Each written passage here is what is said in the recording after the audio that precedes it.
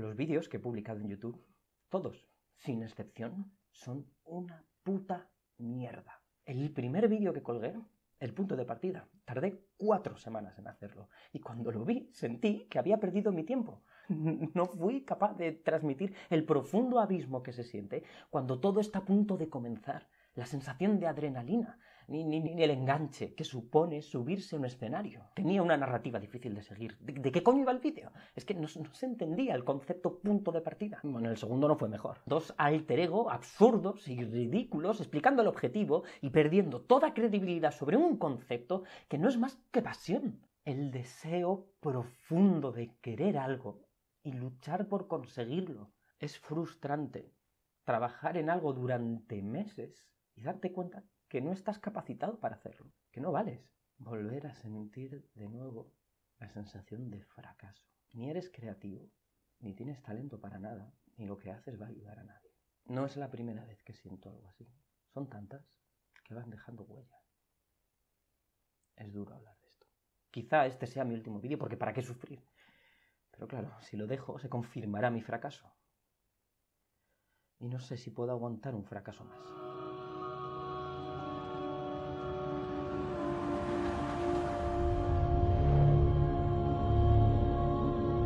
El conflicto, para mí, se resume en esta imagen. 2 fuerzas que luchan entre sí por imponerse a otra. Un partido de baloncesto, de fútbol, de tenis, son conflicto. Galileo y la religión fueron conflicto. Hacer este vídeo es un conflicto. Para entender el concepto y sus orígenes, debo hablaros de Aristóteles y su poética. ¿Cómo resumo a uno de los autores más importantes de la interpretación? ¿Cómo hablo del primer estudio que se conserva, que habla sobre la escena, su estructura y sus partes? ¿Y cómo hablando de esta técnica puedo hacer que el vídeo sea divertido y didáctico? Esto me supera. La mayoría conocéis a Aristóteles como filósofo. Bueno, en realidad es que así nos lo enseñan en el instituto. Pero fue astrónomo, matemático, geólogo, biólogo, físico y un largo etcétera. Todo un hombre del Renacimiento, antes del Renacimiento. Son de esas personas que te hacen sentir que tu vida al lado de la suya, pues no vale nada. Creó las bases de las ciencias naturales, escribió la teoría de la generación espontánea y articuló el principio de no contradicción, entre otras muchas cosas. Y en sus ratos libres escribió la poética, una obra menor de la que poco se habla, y que es fundamental para los actores y los escritores. Curioso, ¿no? Que una obra menor sea la base de la literatura y del teatro de un planeta entero. Lo dicho, es que no valemos nada. Se trata del primer tratado que llega hasta nuestros días y que habla sobre las artes imitativas, como él solía decir. Y fue el primero en decir que toda historia debía tener planteamiento, nudo y desenlace.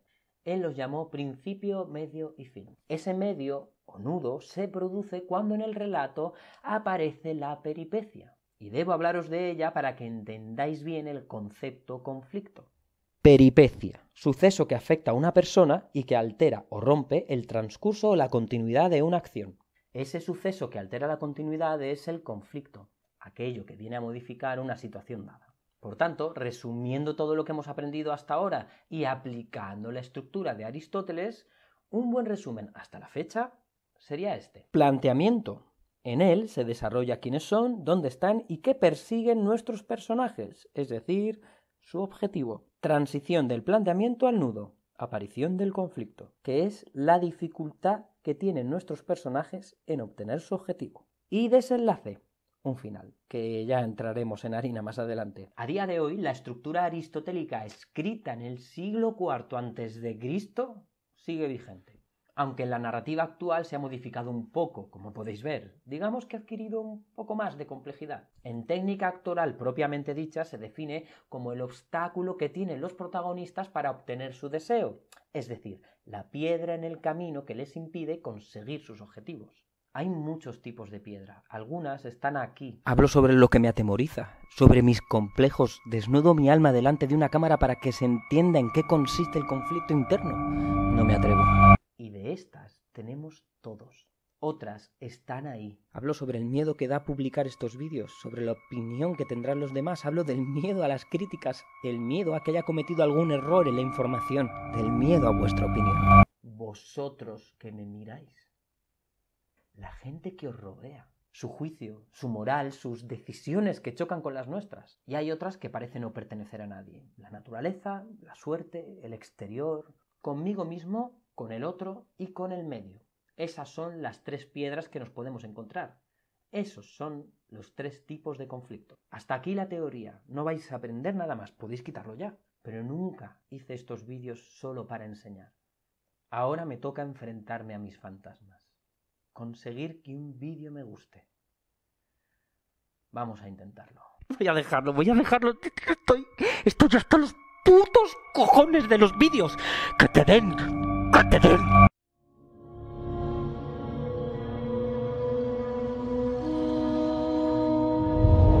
Se te rompe la rueda del coche, se te olvidan las llaves dentro de casa, no eres capaz de cambiar la bombilla de tu habitación. Todos son ejemplos de conflictos con el medio. Algo externo impide obtener lo que quieres. Un virus te obliga a quedarte en casa y te mantiene encerrado durante meses. COVID trastocando tus sueños. Un virus, tu vida, imperceptible a la vista humana, incluso acabando con ella. El mundo se pone patas arriba. ¿Y qué se puede hacer cuando te quedas encerrado en casa? En esas situaciones puede salir lo mejor y lo peor de nosotros mismos. Fake news y más conflicto. ¿Qué sentís cuando se vuelve a hablar del puto coronavirus por 27ª vez? ¿Qué sentís las personas que habéis perdido a alguien? Nadie se puede sentir indiferente con este tema porque el COVID es conflicto y los conflictos no dejan indiferente a nadie. ¿Qué sienten los creadores de fake news o aquellos que inundan de odio las redes sociales? ¿Qué siente el señor que robó un almacén entero de productos sanitarios para venderlos a Portugal? ¿Qué sienten los políticos cuando nos cuentan cuentos? Algunos sin asumir errores, otros haciendo más grandes los problemas, haciendo política de una catástrofe inmensa. ¿Vivirán en un conflicto por esto? ¿Qué piensas cuando ves esta noticia? ¿Y esta? Estás generando conflicto. Dependiendo de tu ideología, lo generarás de un modo o de otro.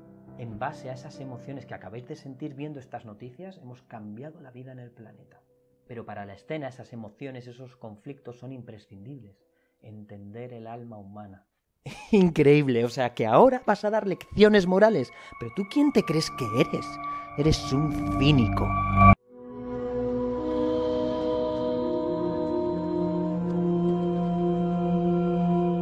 El conflicto con el otro lo es todo. El 90% de los conflictos. Parece que la esencia del ser humano es pelear. La guerra entre partidos y las emociones que nos provoca la política es un conflicto con el otro. Es otro quien hace algo que tú no harías si estuvieras en su lugar. Y ahí nace la emoción. Ahí nace el conflicto. Pero esto lleva siendo así desde que el hombre es hombre. Así lo cuenta la historia. Arreglamos nuestros problemas a base de palos. La primera guerra de la que se han encontrado testimonios en el mundo es la guerra de Sumen, 2400 años antes de Cristo. Se dio en la zona del Golfo Pérsico, Irak e Irán en la actualidad. Y después de ella han venido muchísimas más. Y antes, aunque no esté documentada, hubo muchísimas más. Guerras en Mesopotamia, en el Antiguo Egipto, guerras en Grecia, guerras en Roma, Reconquista, las Cruzadas, descubrimiento de América y sus guerras, Revolución Francesa, guerras napoleónicas, Guerra de Independencia, la Revolución Rusa, Primera Guerra Mundial, la Guerra Civil Española, Segunda Guerra Mundial y millones más. Si hiciéramos una encuesta a todo el mundo y preguntáramos que cómo creen que acabará el planeta, estoy convencido de que la mayoría diría que aniquilado por el hombre. Y todo tiene que ver con que otros piensen diferente a lo que pienso yo y yo me empeño en imponer mi criterio pese a quien le pese. Las miserias del ser humano. Caldo de cultivo para el actor.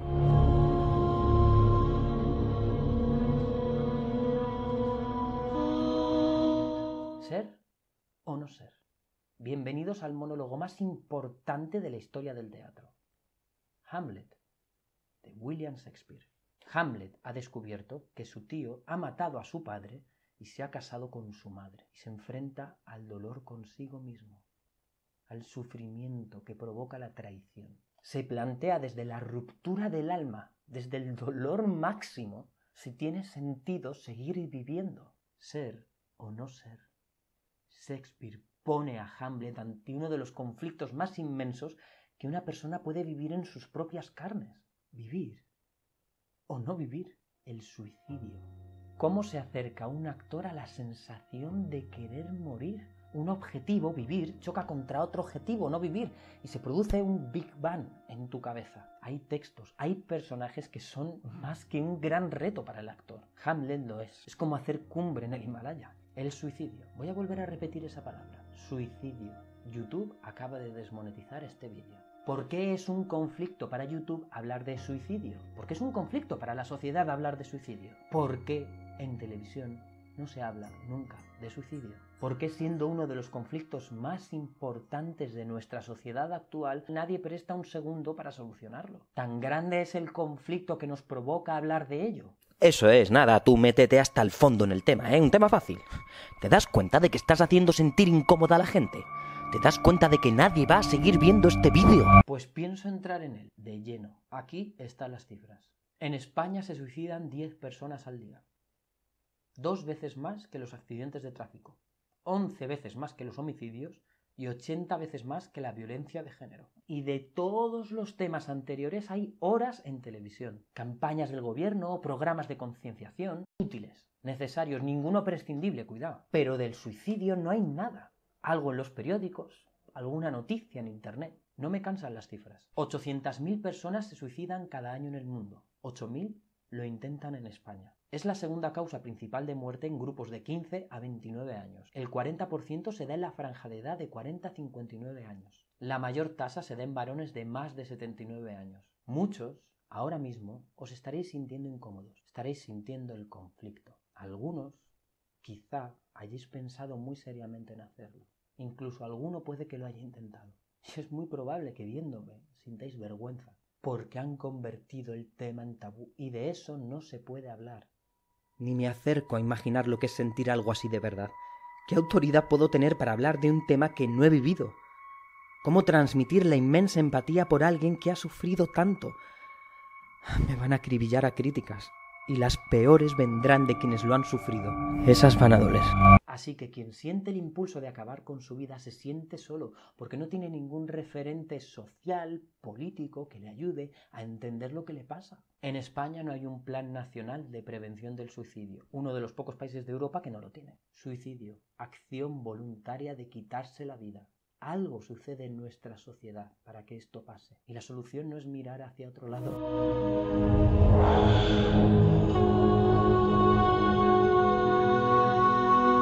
Dos últimas reflexiones. Primera, el cine, las series, las obras de teatro nos ayudan a reflexionar sobre los problemas pasados, presentes y futuros de la sociedad. El arte nos refresca la memoria. Nos recuerda que hubo guerras y nos pone en alerta para que no se vuelvan a repetir. Y a un actor investigar sobre su personaje le da una visión profunda de lo que sucedió. Te da herramientas para ser más objetivo con lo que sucedió de verdad y te ayuda a ser más empático. Segunda reflexión.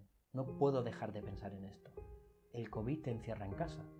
Alimenta el conflicto en nosotros. Tiene consecuencias, en algunos más que en otros, pero nos afecta. Supone un conflicto por el encierro, por el miedo al contagio, por la pérdida económica, por la muerte de seres queridos. Conflicto con el medio. Entonces discutimos sobre cómo deberíamos actuar. Nos lanzamos a las redes sociales y las incendiamos con opiniones desmedidas. Generamos más conflicto. Conflicto con el otro. Y nos damos cuenta que estamos solos. Con el dolor de no poder salir y la incertidumbre de lo que pasará, con la nefasta sensación que ha provocado leer tanto odio y la seguridad de que no vamos a ir a mejor. Y aparece el peor de los conflictos. Se ha generado el mejor caldo de cultivo para que tu cabeza empiece a dudar de todo. Empiezas a preguntarte si tiene sentido seguir aquí. Aparece el conflicto con uno mismo. Y no hay nadie que te ayude con eso, porque ni siquiera hay un plan nacional para prevenir. Me despido. Quizá para siempre. Quizá este sea mi último vídeo. Si no vuelvo a grabar más, me encantaría deciros que ha sido un placer, pero os mentiría. Y precisamente, este vídeo va de cualquier cosa, menos de mentiras.